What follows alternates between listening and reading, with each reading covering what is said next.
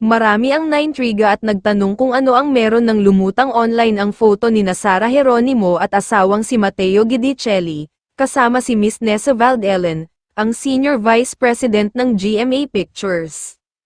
Walang caption ang post, hindi alam kung nagkita lang by chance sa restaurant sina Sara at Matteo o nandun sila for a meeting. May nag-welcome na nga sa kapuso kay Sara, hindi pa nga malinaw kung para saan ang nasabing meeting. Naniniwala ang mga fan na more on movie project ang rason kung meeting nga ang pagkikita ng dalawang kampo, hindi pwedeng for a TV project ang meeting dahil exclusive sa ABS-CBN si Sara, bagay na ikinatuwa ng mga fan ni Sara na gustong muli siyang mapanood sa big screen. Sakaling film project ang meeting na yun, siguradong collab ito with Viva Films dahil may kontrata at talent siya ng Viva Artists Agency.